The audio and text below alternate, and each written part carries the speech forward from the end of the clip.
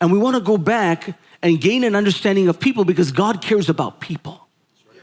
And he has plans, eternal plans, destinies about people groups. And he has plans concerning Ishmael. And when I talk about Ishmael tonight, you might say, what does Ishmael have to do with Muslim people? Well, first of all, the prophet of Islam, Muhammad, is a direct descendant of Ishmael, who was Abraham's first son. Abraham had 12 sons. His second son was Kedar, and from that genealogy is where you can trace the ancestry of the prophet of Islam. There's the origins of the Muslim people. You can see it there. And so that's where they come from. Now we know, of course, that Ishmael has to do with the Muslim people. Ishmael is very important to the Muslim people. I'll give you another example. Muslims believe that God asked Abraham to offer his son on Mount Moriah, where the Dome of the Rock is. And they believe that Abraham actually took Ishmael, whereas the Christians, or those that follow Jesus, and even the Jewish people, the Judeo-Christian point of view, the Jewish people and the followers of Jesus believe it was Isaac, according to the Bible and the Word of God. Now, for my Muslim friends, I have a lot of Muslim friends. I'm thankful for them. And you know what? The Quran says that Muslims are supposed to have equal faith in all the books that came from heaven. And in the Muslim mindset, 4 books came from heaven. The last one is the Quran that was revealed to the Prophet of Islam.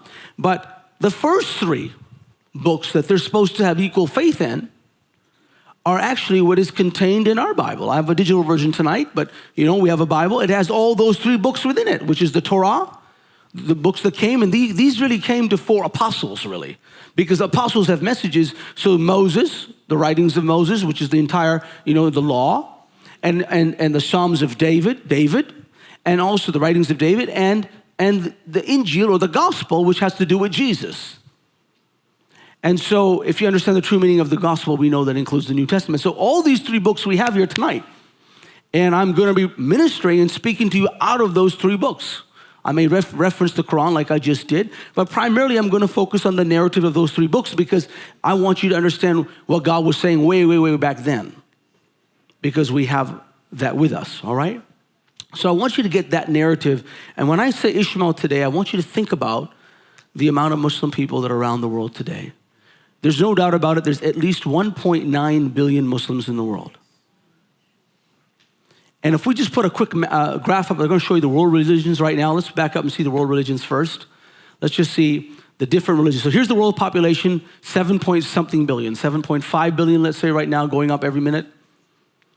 And there we have approximately, if you look at it, there's 36% of people would identify themselves as Christians, conservatively speaking. 26 would be Muslims, that would represent about 1.9 billion Muslims.